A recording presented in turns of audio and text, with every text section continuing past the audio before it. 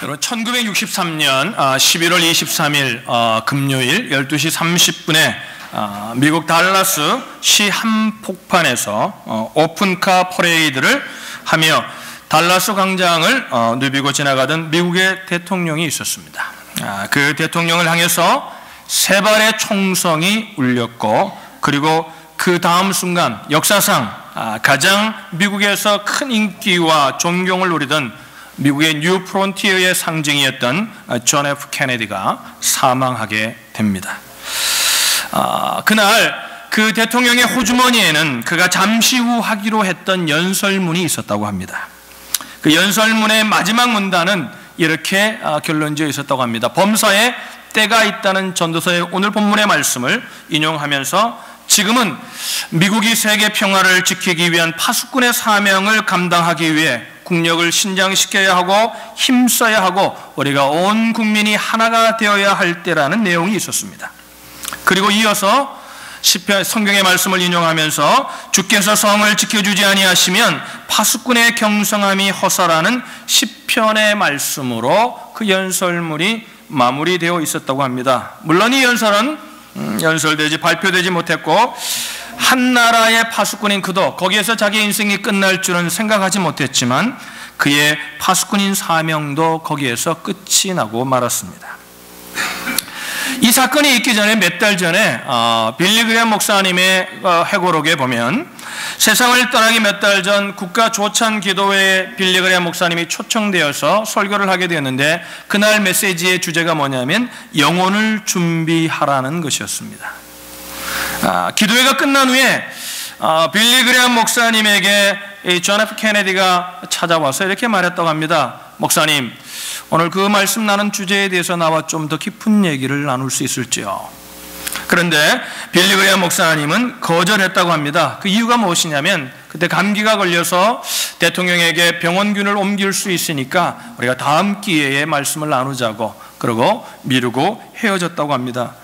그 케네디가 쓰러지던 그날 빌리 그레엄 목사님은 가슴을 아파하며 후회했다고 합니다.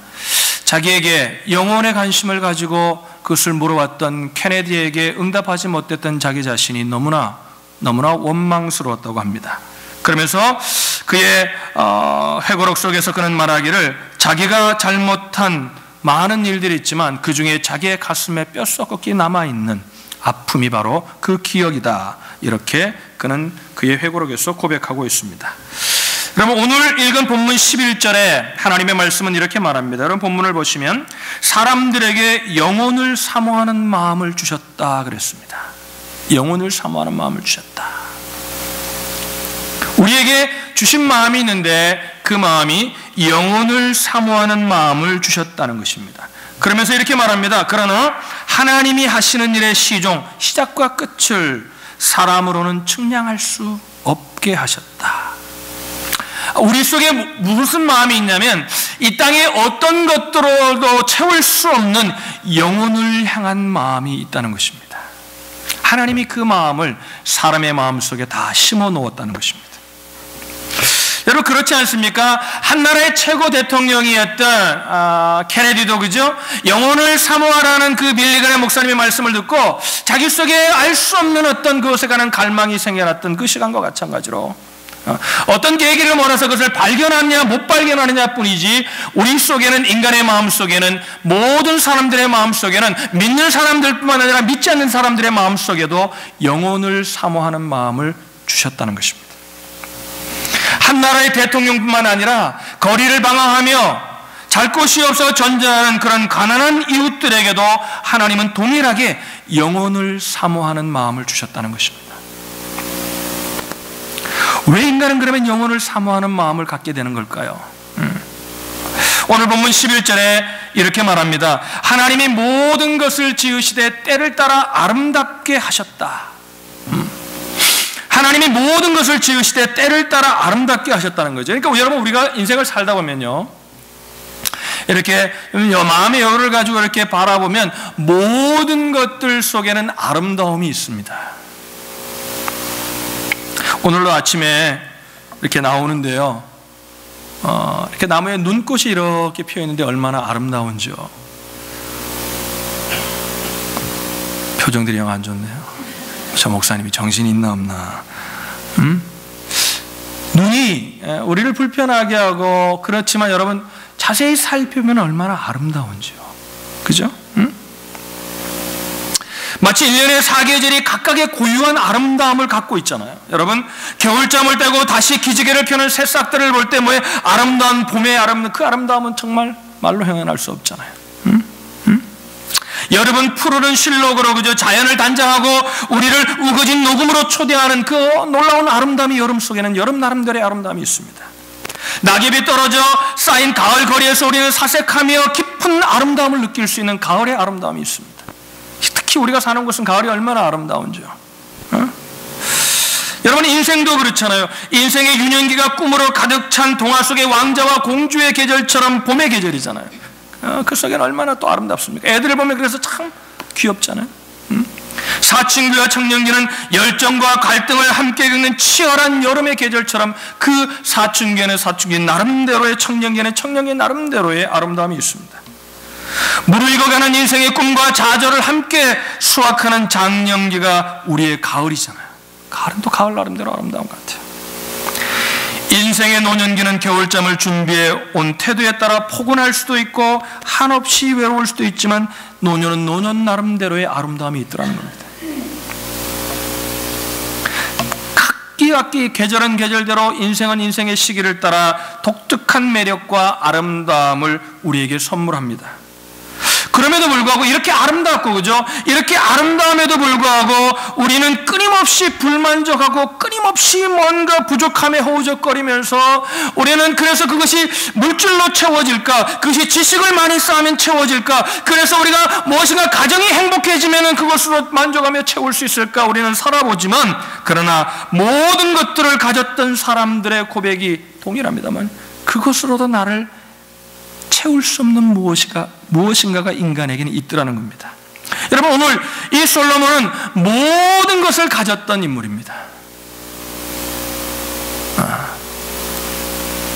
근데 그는 뭐라고 고백합니까? 헛되고 헛되다. 그 헛되다는 게 인생이 다 헛되다 이런 의미가 아니라 세상의 무엇으로도 채울 수 없는 그것이 있더라는 겁니다. 여러분, 제가 몇 번 얘기 드렸잖아요. 록펠러를 어느 날 기자가 찾아가서 물었다고 합니다. 당신은 지금까지 소유한 모든 부유함으로 만족하십니까? 우리 같으면 뭔 대답하겠어? Yes, I'm so happy. 근데 록펠러가 아니요 그러더라고요.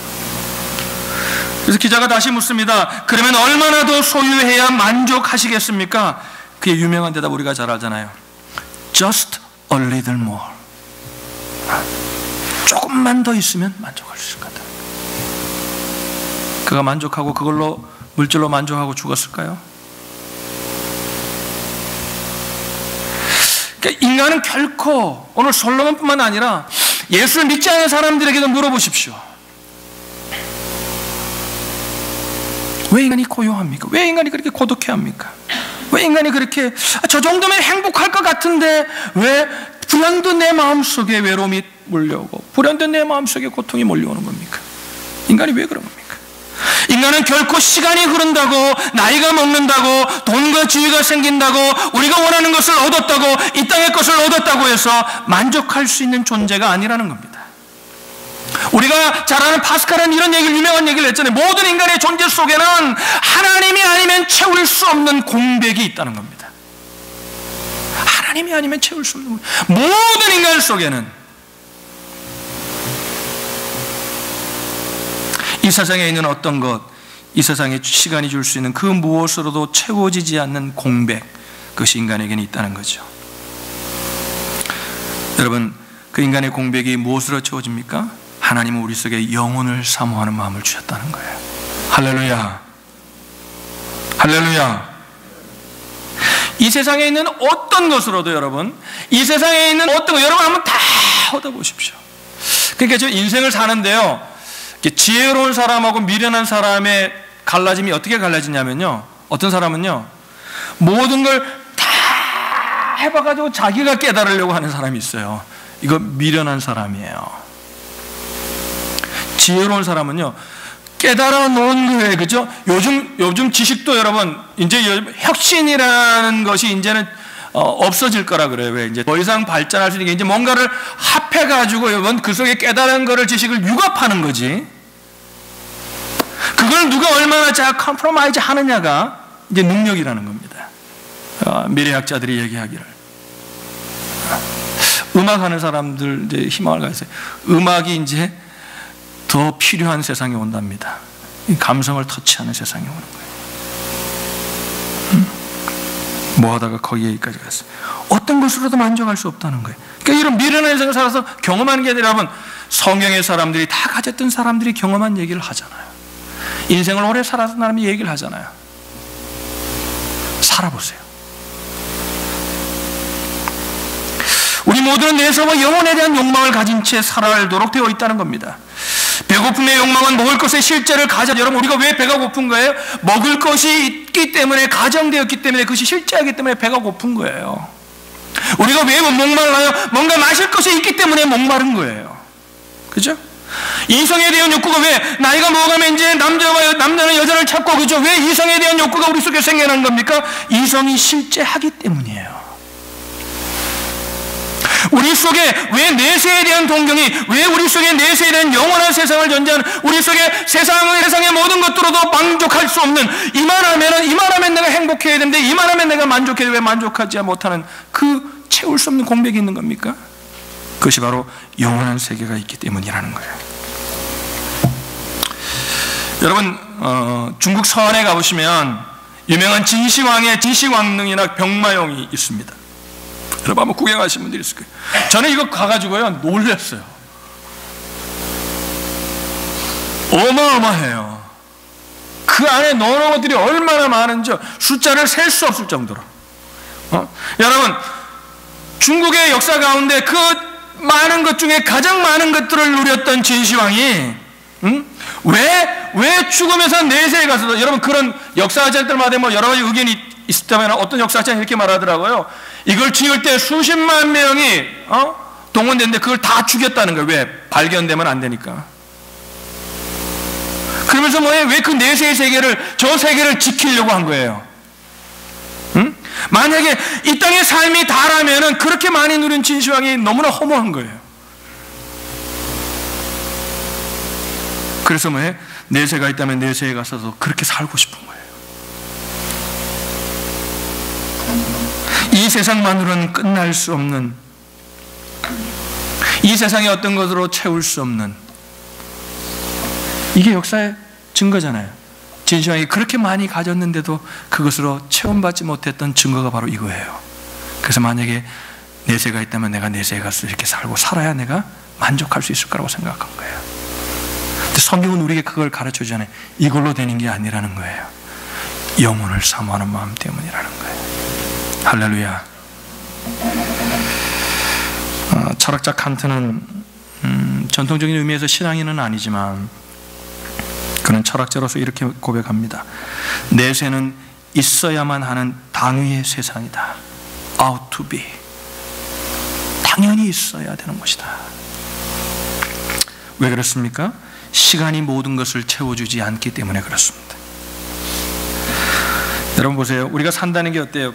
이렇게 모습은 다 다르고 하는 일이 다르고 뭐 공부를 하든 일을 하든 사업을 하든 비즈니스를 하든 뭐 자녀를 키우든 하는 일은 다 다르지만요, 다 추구하는 걸 보면 이렇게 요약할 수 있을 것 같아요.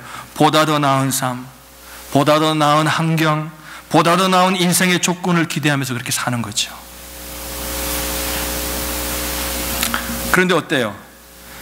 여러분 가만히 내 인생을 바라보면요, 시간은 잔인하게도 우리에게서 우리가 소중히 여기는 것들을 주기도 하지만 하나하나씩 가져가고 마침내 모든 것들을 가져간다는 겁니다.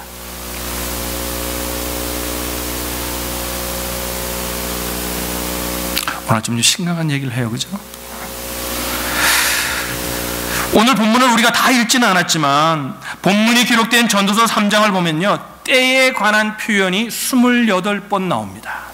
근데 그 28번이 두 쌍으로 짝지어져 있습니다. 하나는 긍정적인 의미의 때이고 하나는 부정적인 의미의 때예요. 그러니까 그러니까 오늘 전도서 기자는 뭐 인생을 뭐로 본 거예요? 긍정적인 면도 있고 부정적인 면도 있는, 그죠? 그래서 14개씩가 똑같이 쌍을 이뤘다는 얘기는 뭐냐면 똑같이 14번 어려움을 당하고 14번 긍정적 이런 의미가 아니라 오늘 전도서 기자가 우리에게 하고자 하는 건 뭐예요? 인생은 이 전도서 기자의 관점에서 보면은 낙관할 것도 비관할 것도 없는 것이 인생이라는 거예요. 오늘 이 전도서 기자의 눈으로 보면 인생은 긍정적인 것도 부정적인 것도 아니라는 겁니다. 다만 우리 속에 끊임없는 부정과 끊임없는 긍정과 끊임없는 낙관과 끊임없는 비관이 계속해서 반복되어지는 것이 인생이라는 거예요. 인생이라는 거예요. 그래서 이렇게 말하는 거예요. 인생을 냉정하게 관찰해 보면 인생은 결국은 죽음이라는 것이 뭐예요? 결국에 가서는 모든 것들을 잃어버리게 하는 것이라는 거죠. 그러니까 베드로가 이렇게 말했잖아요. 그러므로 모든 육체는 풀과 같고 그 모든 영광은 들의 꽃과 같으니 풀은 마르고 꽃은 떨어진다. 그러니까 뭐예요? 모든 육체는 풀과 같고 그 모든 영광은 들의 꽃과 같다는 거예요. 인생이 그렇다는 거예요. 그게 뭐예요? 나무가 나가지고 풀이 날아가지고 아름다운 꽃을 피웁니다. 그런데 아름다운 꽃을 피웠는가 하는데 어느새 그것이 지고 그것이 어느새 사라지는 것이 인생이라는 거예요.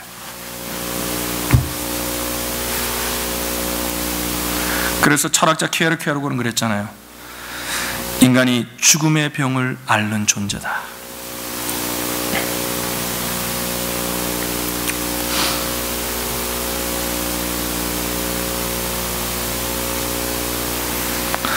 그래서 본문을 읽지는 않았지만요, 집에 가서 3장을 쭉 읽어보세요. 참 귀한 말씀을 합니다. 생명은 죽음에 삼키우고 심는 것은 심었는가 하는데 어느새 뽑히고 치료받다가 결국은 죽고 세운 것은 이렇게 막 빌드업해서 우리처럼 교회를 세웠는데 마침내 헐리고. 여러분, 제가 누가 교회에서 가르쳐주지 않는데 어느 날 이렇게 저는 교회 역사에 관심이 있어서 교회 역사를 보면서 성경을 보면서 이렇게 교회에 관한 게 관심이 많으니까 보는데요, 놀라운 거 하나를 발견했습니다. 놀라운 게 뭐냐면요, 이 땅에 예수님이 오실 때 지금 2000년의 기간 동안 많은 교회들이 세워졌잖아요. 그죠? 많은 교회들이 세웠는데요, 99%의 교회가 100년을 넘지 않고 그 교회의 이름은 역사 속에 사라진다는 거예요. 가장 오래된 교회가, 1% 중에 가장 오래된 게 명말 입고 있는 한 교회는 이름이라도 가지고 있는 교회가 수백 년을 넘지 않는다는 거예요. 그러니까 여러분이 다니는 이 온누리 교회, 이 건물, 여기서 모이는 거, 그래서 여기서 모이는 교회가 주님 오신 날까지 계속되게 해달라는 건 여러분 착각이에요. 하나님의 나라 속에 이 교회가 있는 겁니다. 할렐루야. 그러면 그 역사의 교회가 다 사라지고 이름이 없어졌다고 해서 여러분 그 교회가 없어진 겁니까? 지금도 그 교회는 살아있는 겁니다. 할렐루야. 할렐루야. 이거 왜 교회에서 시간에 가르쳐주지 않는지 모르겠어요. 왜 사람들이 목숨을 걸고 수백억짜리 교회를 지으려고 그러는 거예요? 그 교회가 영원할 거라는 생각을 하는 거예요. No! 역사는 우리에게 분명히 가르쳐줍니다. 99%의 교회는 100년을 넘지 않아요.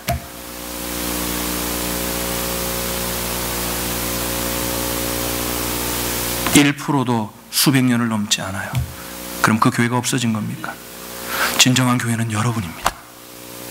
할렐루야. 할렐루야. 여러분, 아브라함이 살았던 장막의 교회는 아니잖아요.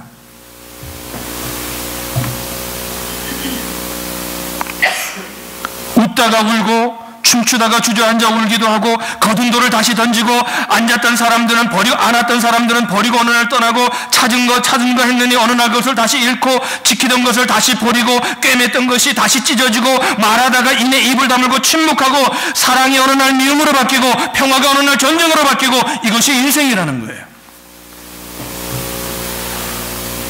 그러니까 이렇게 인생을 본다면 영원히 우리 속에 뭐예요? 인생은 뭐예요? 아무것도 아니에요. 그래서 여러분 철학자 되면 인생은 뭐예요? 그냥 그런 거라는 거예요. 영혼을 모르면 인생을 알 수 없는 거예요. 오늘 이 아침에 여러분 거룩한 강단에서 제가 유행가를 하나 부르려고 합니다. 용서하시고 시험 들지 말고 들으시기 바랍니다. 우리 청년들은 모를 텐데 저희 세대나 저희 부모님 세대, 특히 부모님 세대가 좋아했던 가수가 있었습니다. 그 가수의 이름이 최희준 씨라는 가수입니다. 그 최희준 씨가 부른 유명한 노래 중에 대표적인 노래가 하숙생이라는 노래예요. 인생은 나그네 길 어디서 왔다가 어디로 가는지. 요즘 아마 이런 노래 부르면 인기가 없을 거예요. 근데 그 당시에는 사람들이 열광하고 이 노래를 좋아했습니다. 왜 그런 줄 알아요? 그때 참 배고프고 보릿고개를 넘어가고 힘든 인생의 삶을 살았던 거예요. 그래서 그들은요, 그래서 여러분 철학자들이 그런 얘기를 하잖아요. 힘든 인생을 사람은요 철학을 공부하지 않아도 철학이 생기는 거예요. 인생이 이런 거구나. 사람들이 열광했던 거죠. 그 2절에 보면 가사가 참 2절에 가면 이렇게 노래를 해요. 인생은 벌거숭이 빈손으로 왔다가 빈손으로 가는가. 얼마나 슬퍼요 인생이. 하나도 안 우네. 인생이 이렇게 슬픈 거예요. 뭘 얻었냐 했는데 뭐예요? 그 박사학위 받고 공부만 했던 사람이 알츠하이머가 와서 모든 걸 다 잃어버리는 거예요. 한순간에. 그 건강했던 사람이. 저는 장례식, 목사라 장례식을 많이 하잖아요. 장례식 가면 다 봐요. 손에 아무것도 쥔 게 없어요. 가는 거예요 그냥. 그 인생을 그렇게 본다면 인생이 얼마나 허무하냐는 거예요. 응? 응? 이것이 전부라면 정말 최희준 씨의 노래가 맞잖아요. 인생은 나그네 길 어디서 왔다가 어디로 가는지 모르고, 그죠? 인생은 벌거숭이 빈손으로 왔다가 빈손으로 가는 것이 인생이야. 최희준 씨 만약에 이게 전부라면 인생은 얼마나 처량한 거예요. 그래서 사람들이 옛날에 힘드니까 이 노래를 부르면서 자기 가슴을 달래면서 그렇지 인생이 다 그런 거지 그러면서 달랬는데 여전히 공허한 거예요. 노래를 부를 때는 좀 가슴이 시원해지는 건데 혼자 있는데 인생이 그런 거라고 포기하려고 하는데 포기가 되지 않고 마음속이 공허한 거예요. 왜 그런 줄 알아요? 우리 속에 영혼을 사모하는 마음이 있기 때문이에요. 할렐루야. 이것이 인생의 전부라면 정말 허무하잖아요. 만일 내세가 영원한 세상이 없다면 말이에요. 이 모든 잃어버린 것들의 회복을 위해서라도 내세와 천국이 있어야 하지 않겠냐는 거예요. 그래서 성경은 이렇게 말합니다. 한 번 죽는 것은 사람에게 정하신 것이요 그 후에는 심판이 있다. 그 후에는 내세가 있다는 거예요. 할렐루야. 예수님이 이렇게 말합니다. 내가 너희를 위하여 거처를 예비하러 가노니 가서 너희를 위하여 거처를 예비하면 내가 다시 와서 너희를 내게로 영접하여 나 있는 곳에 너희도 있게 하리라. 내가 너희를 위하여 거처를 예비하러. 여러분, 저는 왜 예수님을 믿은 거예요? 예수님은 죽었다가 살아나신 죽음 이후의 세계를 아시는 분이잖아요. 할렐루야. 공자도 훌륭하신 분이고 석가모니도 훌륭하신 분이고 마음의 뜻도 훌륭하신 분이지만 그들은 무덤이 있잖아요. 죽음 이후의 세계를 그들에게 맡길 수는 없잖아요. 주님은 죽었다 살아나셨잖아요. 할렐루야. 할렐루야. 그래서 저는 주님의 말씀을 믿는 겁니다. 내가 너희를 위하여 거처를 예비하러 가노니 가서 너희를 위하여 거처를 예비하면 내가 다시 와서 너희를 내게로 영접하여 나 있는 곳에 너희도 있게 하리라. 이 말씀을 이렇게 묵상할 때마다 얼마나 힘이 되는지요. 할렐루야. 여러분, 흘러가는 인생의 흔적은요 우리에게 주름살을 남깁니다. 물론 성형으로 많이 한국 사람은 달라졌습니다. 여러분, 이런 얘기가 있더라고요. 옛날에는 여인에게 인생의 4단계가 있었대요. 소녀, 처녀, 아줌마, 할머니. 요즘은 이렇대요. 소녀, 처녀, 아줌마, 보톡스 아줌마. 할머니가 없어졌대요. 할머니가 없어졌대요. 할머니가 없대요. 할머니가 없대요. 할머니가 없대요. 그러나 주름살은 없앨 수 있을지 몰라도 여러분, 마음의 주름살, 인생의 주름살은 없앨 수 없습니다. 이것을 우리는 상처라고 그래요. 여러분, 상처 없는 인생은 없습니다. 다 상처가 있습니다. 그게 인생입니다. 우리 모두 살아온 세월의 흔적만큼 상처를 간직하고 삽니다. 억울한 일, 배신당한 일, 빼앗긴 일, 짓밟힌 일, 무시당한 일, 학대당한 일, 매맞는 일, 이 모든 상처가 우리 인생에 남겨 있습니다. 다 흔적으로. 만일 이 현실이 이 땅이 천부라면 인생은 공평해요, 불공평해요? 불공평한 거예요. 누구는 저렇게 살고 이 땅의 삶이 다르면 누구는 이렇게 정말 가진 고생을 하며 살고, 만약에 이 땅의 삶이 다르면은 인생은 여러분 공평하지 않아요. 불공평한 거예요. 아무리 공평하신 하나님을 모르면서 하나님 공평하시지요 그러면서 가슴을 달래고 가슴을 쓰다듬지만 그때는 위로를 받는 것 같지만, 그러나 이 땅의 삶이 다라고 생각하고 영원한 세상을 바라보지 못한다면 여러분 이 땅의 삶은 결코 공평하지 않아요. 그렇게 믿으려고 힘쓸 뿐이지.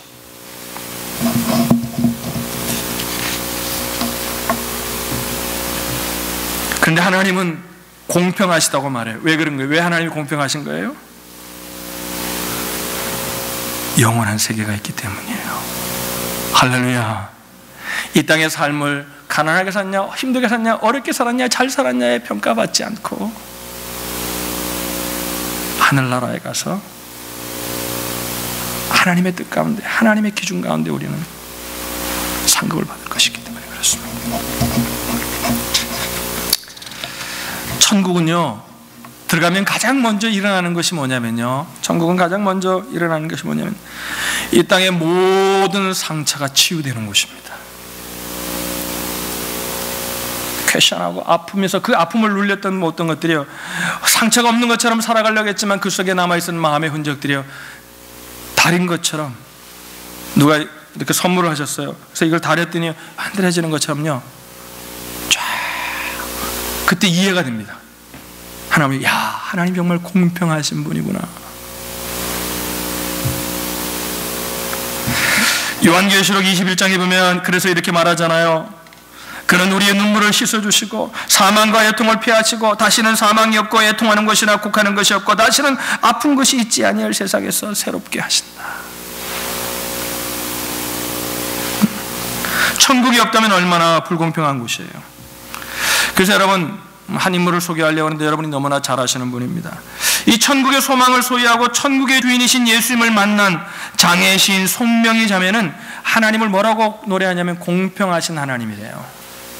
여러분, 본래 송명희 시인은 태어날 때 의사가 실수를 해가지고 만지지 말아야 될 머리를 잘못 집어가지고 손해가 신체의 움직임을 조절하는 손해가 손상을 입어가지고 태어날 때부터 제 기능을 발휘하지 못하는 뇌성마비 장애인으로 태어났어요. 여러분 아시잖아요. 말도 제대로 못해요. 혼자 할 수 있는 거 거의 없어요. 그런데 여러분, 그렇게 태어난 것도 억울하고 정말 가슴 아픈데 태어난 집이 부모님이 너무나 가난해가지고 7살 되기까지 우유 한 병 먹지 못하고 누워 지냈다고 그래요. 10살이 넘어서야 겨우 연습을 해가지고 겨우 젓가락을 집어서 이제 그것도 천천히 해서 음식 하나를 집을 수 있는 힘이 생겨났다고 해요. 모든 것이 너무나 절망스러워서 사춘기 시절에는 자살을 시도합니다. 그러나 나이 17살 이런 생각이 문득 들었다 그래. 이제 내가 죽어야 되겠다, 이렇게 살아서 만약 죽어야 되겠다 생각을 했는데, 어려서부터 부모님 따라 교회에 나갔는데 정말 하나님이 살아계시다면 하나님 한번 만나고 내가 죽으면 소원이 없겠다. 그래가지고 식음을 전폐하고 먹는 것도 포기하고 그냥 죽게 살기로 정말 하나님이 살아계시다면 나를 만나달라고 하나님 앞에 기도합니다. 목숨을 걸고 하루에 몇 시간씩, 말도 잘 못하잖아 하면서 큰 부르면서 주님을 부르며 기도했다고 합니다. 그러다가 하나님의 이름을 부르다가 마침내 하나님을 만납니다. 영혼 가득히 비춰오는 빛을 경험합니다. 거듭난 인생을 살기 시작한 그녀는요, 마음에 시가 생겨나고 노래가 깃들기 시작합니다. 살아야 할 이유를 발견합니다. 그리고 그녀는 온몸을 비틀면서 하나님이 마음에 들려주시는 시를 씁니다. 그 받아 쓴 시가 바로 나라는 시예요. 제가 읽어드릴게요. 나 가진 재물 없으나, 나 남이 가진 지식 없으나, 나 남에게 있는 건강 있지 않으나, 나 남이 갖고 있지 않은 것 가졌으니, 나 남이 보지 못한 것을 보았고, 나 남이 듣지 못한 음성을 들었으며, 나 남이 받지 못한 사랑받았고 나 남이 모르는 것 깨달았네. 공평하신 하나님이 나 남이 가진 것 없지만 나 남이 없는 것을 갖게 하셨네. 할렐루야. 그 영원한 세계를 만나고 난 후에 그 영원한 세계 속에 보니까 하나님은 공평하신 하나님이에요.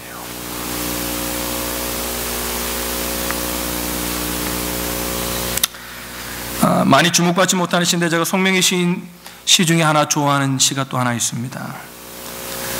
그는 이렇게 노래합니다. 웃는 게 다 기쁨이 아니며 우는 게 다 슬픔이 아니다. 하나님은 슬픔으로도 기쁨을 만드시며 하나님은 죽음을 생명으로 바꾸신다.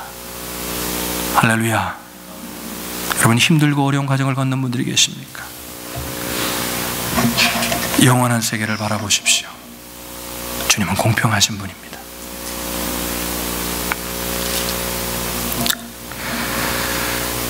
그래서 전덕수 기자는 동일한 약속을 우리에게 말하지 않습니까? 우리의 슬픔이 변하여 춤이 되게 하시는 분, 우리의 질병을 고치시는 분, 우리가 잃은 것을 찾게 하시는 분, 우리의 미움을 사랑으로 변화시켜 주시는 분, 우리의 전쟁을 평화로 만드시는 분, 우리의 모든 상처를 온전히 치유하시는 분, 그분이 바로 치유자 하나님 여호와 라파라는 겁니다. 마지막으로 제 개인 얘기를 간단하게 하고 말씀을 마치겠습니다. 저도 여러분 제가 몇 번 간증했잖아요. 주님 만나기 전에는 인생을 포기하려고 했습니다. 뭐 인생이 힘들어서가 아닙니다. 근데 산다는 데 의미가 없는 겁니다. 그런데 어느 날 주님이 저를 만나 주셨습니다. 그리고 난 후에 주님을 만나고 난 후에 이 세상을 보는데 세상이 다르게 보이기 시작합니다. 옛날에는 아침에 개가 짖으면 저 개새끼 왜 저리 짖냐, 저 개도 나를 가만히 안 두네, 이렇게 생각했어요. 근데 여러분, 개가 짖는데 개가 하나님을 찬양하는 것처럼 들리는 겁니다. 할렐루야. 저는 신비한 얘기를 하는 게 아닙니다. 여러분, 이 땅에 왜 그리스도인들이, 저와 여러분들이 능력 없는 삶을 살아갈 때가 있는 겁니까? 이유가 무엇입니까? 인생이 힘들고 어렵고 무엇인가 부족하고 어려워서, 물론 그것도 이유 중에 하나입니다. 왜 오늘날 그리스도인들이 능력을 잃어버렸는가? 세상이 너무나 힘들고 세상이 점점 더 힘든 세상이기 때문에 맞는 이유일 수 있습니다. 그러나 여러분, 근본적인 이유는 그것이 아닙니다. 무엇입니까? 저 영원한 것이 얼마나 좋은 것인지를 잃어버리고 하나님이 주신 신령한 복보다 이 땅의 복이 더 커 보이기 시작하기 때문에 그렇습니다. 사랑하는 우리 오늘의 지체 여러분, 주님의 나라를 사모하시기를 주님의 이름으로 축복합니다. 힘들고 어려워도 영원한 세계에서 보면 공평하신 하나님을 노래할 수 있습니다. 그 은혜가 여러분들에게, 그 능력이 여러분들 간에 있어서 여러분들을 통하여 하나님이 영광 받으시기를 주님의 이름으로 축복합니다. 기도하겠습니다.